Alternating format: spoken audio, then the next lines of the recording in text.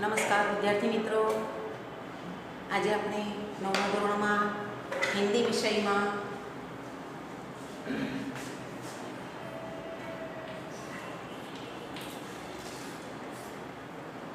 Lecture 2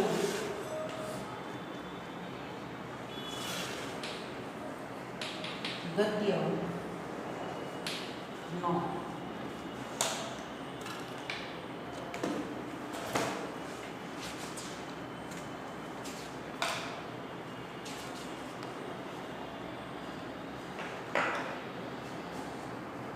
निर्भय बनो।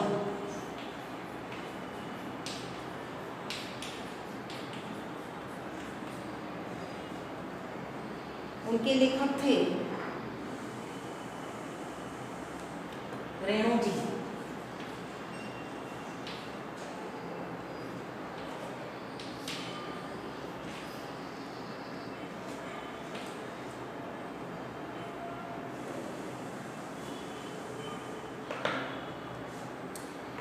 पहले लेक्चर में हमने बताया था कि हमें निर्भय बनना है, निडर बनना है, पराक्रमी भी बनना है। पर किन बातों में निर्भय बनना है? जीवन में कई ऐसी बातें होती हैं जहाँ जहाँ हमें डर लगता है। बातें होती हैं, काम भी ऐसे होते हैं, और नया काम ऐसा होता है कि नया काम करने से पहले हमें डर लगता ही है। पर अगर हिम्मत से हम उस काम को हाथ में लेते हैं तो विद्यार्थी मित्रों, डर धीरे धीरे कम हो जाता है और हम निर्भय बन जाते हैं। बच्चों के जीवन में तो छोटी छोटी बातें भी डरने लायक होती है, जैसे अंधेरे से डर लगना, पानी में जाने का डर लगना, ट्रैफिक में यहाँ से उस तरफ जाने का डर लगना, साइकिल पर डर लगना, मतलब चलाते समय या सीखते समय। कई बच्चों को तो परीक्षा का भी डर लगता है, लिखना डर लगता है, सीखना भी डर लगता है। काफ़ी बच्चों के जीवन में काफ़ी चीज़ें होती है जहाँ जहाँ उसे डर लगता है, और इसी कारण इसी गद्य से हमें सीखना है कि कैसे निर्भय बना जाता है। यहाँ जो टॉपिक दिया गया है, आप विद्यार्थी ही हैं, और यहाँ भी विद्यार्थियों के जरिए हमें सीखने को मिलता है कि जिस तरह ये लोग अपने कार्य में डरते हैं तो हमें भी डर लगता है, तो उनसे हमें डर निकालना है। तो डर कैसे निकलेगा, निर्भय कैसे बनेंगे? हमारे मन में जिस बात से डर है कैसे निकालेंगे? कई लोग ऐसे होते हैं, डरने लायक बात होती है फिर भी वे करने लगते हैं, उसे कोई डर नहीं लगता। कभी कभी ऐसी बातें होती हैं कि छोटी चीज़ें हैं, छोटी बात है, डर लगने लगता है, पर जैसे उस काम को शुरू कर देते हैं डर गायब हो जाता है। तभी पता चलता है कि ऐसी बातों में डरने लायक कोई चीज़ नहीं है। ठीक है, पहले से नहीं घबराना है। मुश्किलियाँ तो कदम कदम पर आएगी, डरने से काम नहीं बनेगा। जो डर गया सो मर गया, सुना है ना हमने टेलीविज़न के जरिए। और डर के आगे जीत है। जैसे कई चीज़ें ऐसी होती हैं वहाँ हर समय डर लगता है, मतलब डर लगता ही है, छोटे हो या बड़े हो। जैसे तैरना, पानी में तैरना, कई लोग ट्रेनिंग लेते हैं, उस समय भी उसे डर लगता है। और कई बच्चे, गांव के बच्चे, जहाँ उसके गांव में नदियाँ बहती है तो वहाँ के बच्चे तो वैसे बिना ट्रेनिंग के भी तैरने लगते हैं, और इतने बड़े प्रवाह में भी तैरने लगते हैं। तो वहाँ भी डर है कि नहीं? कई लोगों को वृक्ष पर चढ़ने में डर लगता है। आप कभी चढ़े हैं वृक्ष पर, पेड़ पर? नहीं ना। हाँ, तो गांव के बच्चे ये कर सकते हैं, हम नहीं कर सकते, क्योंकि ऐसे कार्य हम हाथ में लेते ही नहीं हैं। ऐसे कार्य को हम करते ही नहीं हैं। गिरने का डर रहता है, हाथ पैर टूटने का डर रहता है। फिर भी बच्चों में अगर डर निकल जाता है तो वे साइकिल भी चला सकता है, तैर भी सकता है, लिख भी सकता है और परीक्षा में अच्छे नंबरों से पास भी हो सकता है। विद्यार्थी मित्रों, कई लोगों को आपने देखा होगा कि डरने की बात पर जो बोर्ड की परीक्षा होती है ना, बोर्ड की परीक्षा, तो डरने के हिसाब से परीक्षा देने के बाद रिजल्ट आने से पहले कई बच्चे आत्महत्या कर लेते हैं। बहुत बड़ा डर रहता है। इसीलिए विद्यार्थी मित्रों, हमें जीवन से डर निकालना ही पड़ेगा, क्योंकि कदम कदम पर मुश्किलें आती हैं। उसमें अगर डर रहता है तो भी हमें उसमें जाना है, काम करना है, डर छोड़ देना है। कई लोग गाना अच्छा गाते हैं, पर माइक के सामने, माइक्रोफोन के सामने गाना होता है तो वे नहीं गा पाते। मतलब मैंने ये बातें बताई कि कहाँ कहाँ डर लगता है और कहाँ कहाँ नहीं लगता है, या प्रयास से, प्रयत्न से डर निकल जाता है। परीक्षा इतना बड़ा डर नहीं है, परीक्षा देना बहुत बड़ा डर नहीं है, फिर भी बच्चे डरते हैं। कई लोग तो आराम से परीक्षा देते हैं, आराम से अच्छे मार्क्स से पास हो जाते हैं। जिन लोगों को ज़्यादा मार्क्स लाने होते हैं वे उसमें ज़्यादा दिलचस्पी लेते हैं, और कोई बात तो है नहीं। तो एक बात ठान लो कि जीवन में मुश्किलें आएगी, उसका सामना करना ही पड़ेगा। हमें अपने जीवन से, अपने मन से डर को निकाल कर फेंकना है। कहानी तो बहुत छोटी है, ये बातें हैं ना बहुत बड़ी बड़ी है। बातें करने के लिए तो हर कोई कर सकता है, इसमें क्या डरने की बात है, इसमें क्यों डरना। पर ये बातें जब हम पर आती है तब पता चलता है कि डर हमें कितना बड़ा लगता है। कभी कभी कमरे में अंधेरा होता है या लाइटें चली जाती हैं शहर में या अपनी सोसाइटी में, तो अभी हमें डर लगता है, मम्मी कहाँ है, पापा आप कहाँ हो, जल्दी आओ, दिया जलाओ। ये सब होता है ना, क्यों? अपने घर में क्यों डर लगता है? सुनसान सड़क पर डर लगता है, अकेले कमरे में डर लगता है। कई बिल्डिंग ऐसी होती है वहाँ किसी का आना जाना नहीं होता है, वहाँ भी हमें डर लगता है। तो विद्यार्थी मित्र, डरने लायक कोई बात है भी तो उस प्रयास या प्रयत्न करते करते, प्रैक्टिस करते करते डर निकल जाता है। ठीक है? अच्छा, तो पाठ में हम आगे बढ़ेंगे अभ्यास में। लेक्चर 2, निर्भय बनो।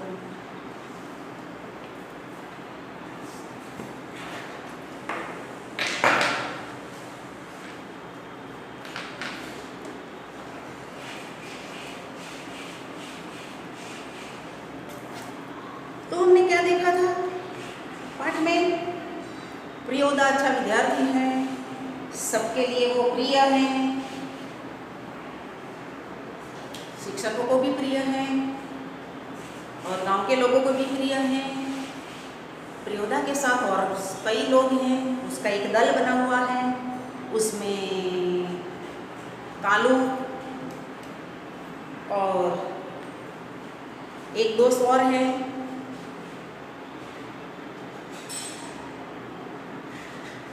रोबी और कालू दोनों इसकी टोली में हैं। बाद में मनमोहन उसका क्लब का सभ्य बनना चाहता है। मनमोहन के लिए भी हमने काफ़ी बातें समझाई थी कि मनमोहन को तैरना नहीं आता है, तो तैरना कौन सिखाने वाला था? कौन सिखाने वाला था? सूर्य नारायण, सूरज। हाँ, तो सूर्य नारायण को लोग क्या कहते थे? पहलवान कहते थे। तैरना उसे अच्छा आता था, कितने दंड बैठक करता था, सूरज 100 दिन नृत्य करता था। इसके लिए इसका शरीर मजबूत था, जबकि पढ़ाई में कमजोर था। अंत में मोना ने गीत सुनाया, क्योंकि मोना को गाना आता था। तो गाने में भी क्या था? देशभक्ति थी, देश प्रेम था, हिंदू मुसलमान एकता का संदेश था। अब आगे देखते हैं। गीत समाप्त होते ही प्रियोदा बोले, वाह बहुत मीठा गला है। गला मीठा है मतलब स्वर अच्छा है।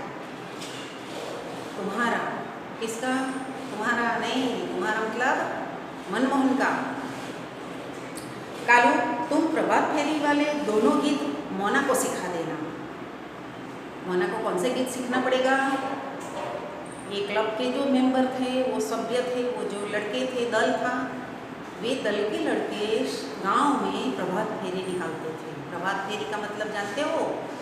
अगर जानते भी हो तो प्रभात फेरी में आपने भाग नहीं लिया होगा, क्योंकि आज शहर में कहीं भी प्रभात फेरियाँ नहीं निकलती हैं।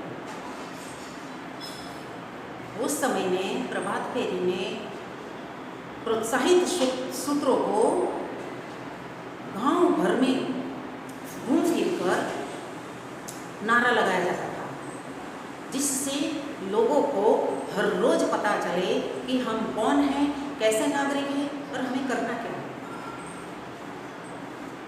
देशभक्ति की याद हमेशा ऐसे सूत्रों से, ऐसे नारों से याद रहती है।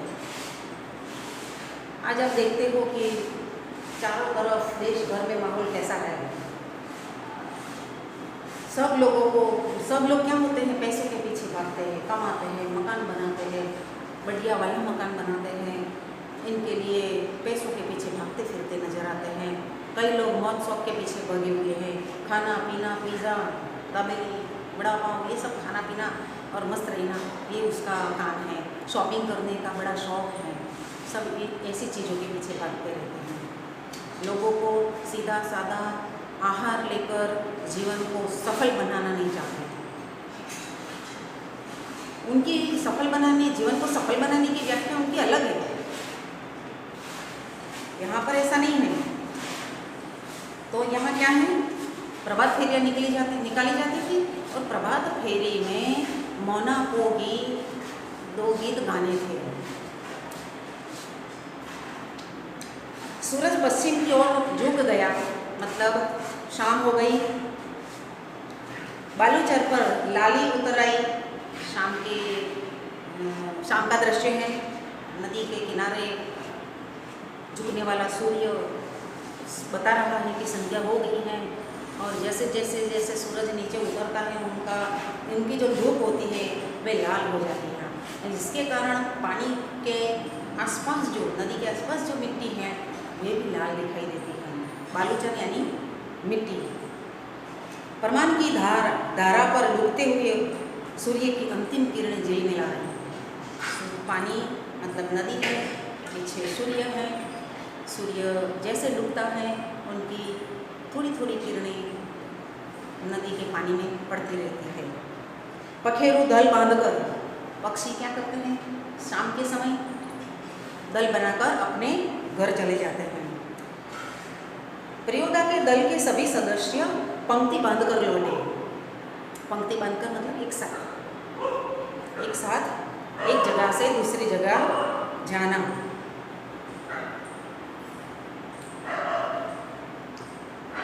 पुल के पास एक गाड़ीवान तन्मय होकर गीत गा रहा था। बड़ा मस्त होकर एक आदमी, एक गाड़ीवान गाड़ी चला रहा था, वो गीत गा रहा था। क्या गा रहा था? बोला गरीब का दिन पहिया, रब बोला गरीब का दिन पहिया।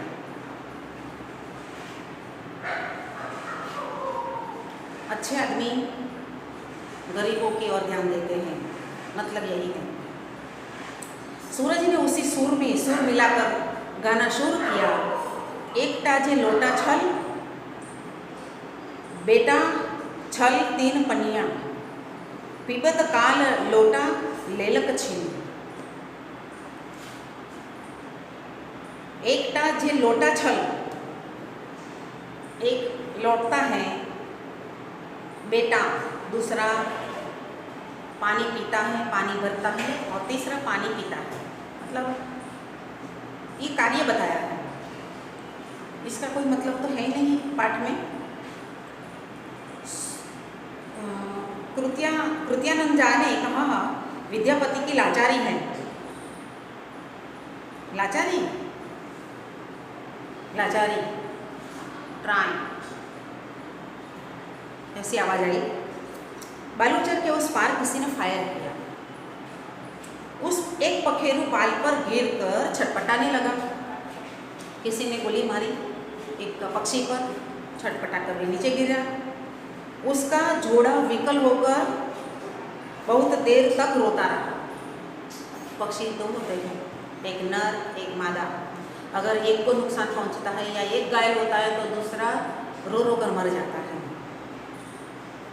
तो यहाँ ऐसा होता है, मठ में अंधकार में, बहुत अंधकार है, एक अर्दलीनुमी आदमी दौड़ा आया। एक सिपाही का नौकर दौड़कर आया और मरी हुई चिड़िया के डेने को, डेना यानी घोंसला, डेने को पकड़कर चिल्लाया, मिल गया हुजूर। चिड़िया के एक बच्चे को पकड़कर उसने अपने मालिक से कहा, हुजूर मिल गया जिस पर आपने गोली चलाई थी। हुजूर यानी मालिक। इब्राहिम बोला, इस दल में एक मुस्लिम लड़का भी है। दल में, त्रियोदा के दल में हिंदू मुस्लिम एक है। हम हैं कि उसको अलग कर देते हैं। तो इब्राहिम बोला, सब डिप्टी साहब का अर्दली है। कौन डिप्टी साहब? गांव के एक अधिकारी हैं, पुलिस वाले। और उनका वो अधिकारी हैं, वे कैसा हैं? सब डिप्टी साहब अर्दली हैं, मतलब बुरे हैं। साला भारी खचड़ा है। साला, भारी, खचड़ा, ये शब्द सारे भारी शब्द है ना, वे गाली के स्वरूप में दिए जाते हैं। प्रियोदा के मुंह से अचानक निकला, होल्ट, रुको। किसे रोका? प्रियोदा ने इब्राहिम को रोका। क्यों रोका होगा? क्योंकि इब्राहिम के मुंह से बुरे शब्द निकले थे। तब इब्राहिम को अपनी गलती का एहसास हुआ। दल का नियम है कि कोई सदस्य किसी किस्म का अपशब्द या गलती से मुंह से गाली नहीं निकालेगा। प्रियोदा के दल में कौन सा नियम था? कोई अपशब्द नहीं बोलेगा या कोई गाली नहीं बोलेगा। इब्राहिम ने तुरंत सिर झुकाकर, तुरंत उसने मान भी लिया कि मैंने ये बोला है, उसके लिए मैं माफ़ी चाहता हूँ। सिर झुकाकर तुरंत दल के नायक प्रियोदा और सदस्यों से माफ़ी भी मांग ली। पर फिर भी उसके मन में जो बात थी अधिकारी के लिए, ऐसे लोगों के लिए, बुरे लोगों के लिए, क्या था? बात यह है कि साले ने फिर शुरू हो गया इब्राहिम। सभी हंस पड़े। प्रियोदा ने गंभीर होकर कहा, इब्राहिम, यह तुम्हारी गलती है, 8वीं गलती है। 10 होते ही हम तुम्हारे साथ नहीं रहेंगे। ऐसी होनी चाहिए दोस्ती, ऐसे होने चाहिए क्लब, ऐसे होने चाहिए मित्र, ऐसे होने चाहिए दल, जहाँ गाली गलौज ऐसे बुरे शब्द नहीं निकालने चाहिए।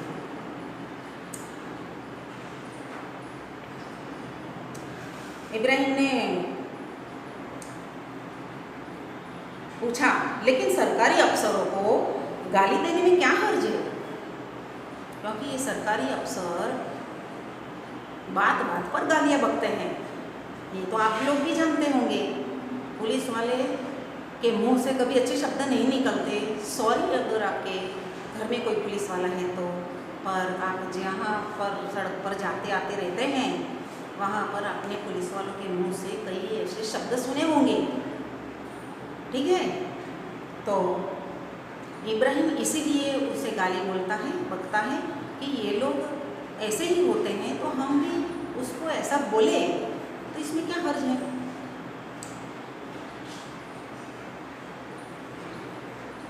प्रियोदा ने क्या जवाब दिया इसका, इब्राहिम का?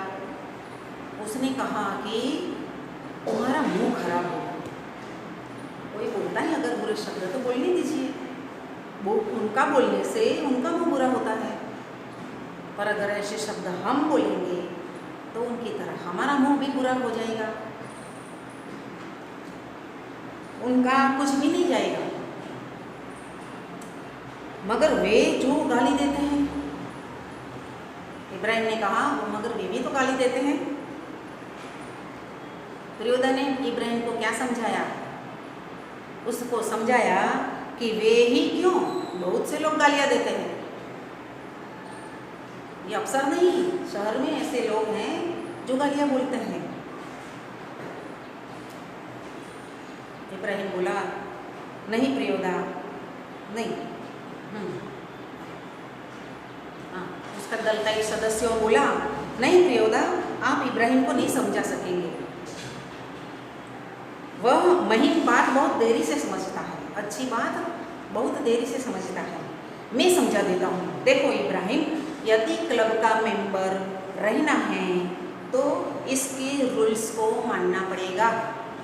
रूल्स यानी नियम। नियम है यह है कि कोई सदस्य आपस में बातचीत में कोई खराब शब्द नहीं बोलेगा, जानते हो ना, बस बात खत्म। हमारे जीवन में भी ऐसे नियम होने चाहिए। हम तो नियमों को तोड़ते जाते हैं, बनाते जाते हैं, तोड़ते जाते हैं, बनाते जाते हैं। हम खुद अपने नियमों को बनाते हैं और खुद ही तोड़ देते हैं। समय आने पर तोड़ देते हैं, समय आने पर बनाते हैं। हम अपनी मर्जी से नियम बनाते हैं, ऐसा नहीं चलेगा ना। अगर नियम आपने बनाया है और हमारे भाई बहनों को उस नियम का पालन करना है या हमारे मित्र को पालन करना है तो उसको भी याद रखना पड़ेगा कि ये नियम हैं, मैं तोड़ूंगा तो सब तोड़ूंगा। नियमों का पालन करना बहुत जरूरी है।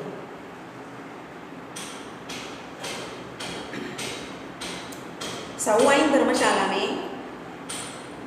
धर्मशाला के पास आकर सभी ने एक दूसरे से विदाई ली। धर्मशाला के पास आकर सब अलग हो गए, अपने अपने घर चले गए। कालू ने कहा मोना तू रास्ते में डरेगा, क्योंकि मनमोहन सुने रास्ते में डरता है। तो यहाँ ये टॉपिक इसलिए बताया गया है कि अगर आप भी ऐसे कहीं पर डरते हो तो आपके मन से डर निकाल देना है। कैसे निकालेंगे ये यहाँ बताया गया है। तो कालू पूछता है मोना तू रास्ते में डरेगा, मैं जानता हूँ, चल मैं तुम्हें पहुँचा देता हूँ। पर प्रियोदा ने कहा मोना डरता है, मैं उसे पहुँचा दूंगा, तू घर जा कालू। तो कालू घर चला जाता है और मोना को घर तक छोड़ने के लिए कौन जाता है? प्रियोदा। अब क्या होता है देखिए, रास्ते में ऐसी डरावनी बातें प्रियोदा करते हैं ताकि मोना डरता है या नहीं यह ध्यान में रखना है। रास्ते में प्रियोदा चुप रहे, एक सुनी जगह आई, वे रुक गए। सड़क के दोनों ओर बड़े बड़े पीपल के पेड़ थे, दोनों ओर बहुत दूर तक खंडहर और एक मैदान था। पास के एक उजड़े हुए मकान की ओर इशारा करके प्रियोदा ने कहा जानते हो इस घर में कभी मुर्दों की चीरफाड़ होती थी, पोस्टमार्टम हाउस था ये, इसलिए लोगों को डर है कि आसपास के पेड़ों पर भूत पिशाच किलकिला करते हैं। मैदान में प्रेतनियाँ नाचती हैं, संतालियों की एक झुंड बांधकर। क्यों डर लगा? प्रियोदा ने क्या किया मोना से? मोना के मन में डर पैदा किया और कहा कि ये पोस्टमार्टम हाउस है, यहाँ पर मरे हुए लोग भूत प्रेत बनकर नाचते रहते हैं। फिर पूछा जाता है मोना से, डर लगा? अकेले यहाँ आ सकते हो? मोना बोला नहीं, प्रियोदा हंस पड़े, फिर बोला अब ये सबक आपको अपने जीवन में याद रखना है। क्या सबक है? देख मोना, भूत प्रेत ऐसे आदमी को कभी तंग नहीं करते जो 10 काम करते हैं। मतलब हम अपने काम में ध्यान दिया करें, अपनी प्रवृत्ति की ओर ही ध्यान दें, तो भूत प्रेत कोई हमारे सामने नजर नहीं आएंगे। काम करने वालों को ऐसा ध्यान इसकी ओर जाता ही नहीं है। भूत प्रेतों की बातें कौन करता है? जो जिसका मन खाली होता है। खाली मन शैतान का घर होता है। तो यहाँ प्रियोदा कहता है कि अगर आप अपनी प्रवृत्ति, अपना काम लेकर जाएंगे इधर उधर, तो आपको कोई डर नहीं रहेगा, क्योंकि आपका ध्यान काम में रहता है। और जो काम करता है उसे ऐसा डर लगता नहीं है। तुम्हारी उम्र में मैं भी डरता था। मेरे गुरु महाजन मुझे हंसकर कहते थे कि 10 काम करने वाला तो खुद भूत होता है, काम का भूत। हमारे दिमाग पर अगर काम है, काम करने की धगस है, लगन है, तो भूत हमारे पास नहीं आते। वे खुद भूत होते हैं। भूत मतलब काम के भूत होते हैं। काम की प्रवृत्ति में इतने दिलचस्प रहते हैं कि उसे ऐसी बातें याद ही नहीं आती है। चलो शुरू करो। तो वह गाना राम रही मन जुदा करो भाई, मनमोहन गाने लगा, राम रही मन जुदा करो भाई, दिल को सच्चा रखना चाहिए। यहाँ मोना का डर निकल जाता है, क्योंकि काम करने वाले को कोई बात नहीं डरा सकती, और जिसका मन खाली होता है, बिना काम का होता है, उसे डर लगता है। विद्यार्थी मित्रों, मैं आशा रखती हूँ कि आपको आप भी निर्भय हो गए होंगे। ठीक है, आपको स्वाध्याय का काम करना है। उसके पहले एक एक शब्द के प्रश्न बनाना है, जिसमें एक एक शब्द के जवाब आ सकते हैं। ओके, स्वाध्याय भी लिखना है ना। नमस्कार।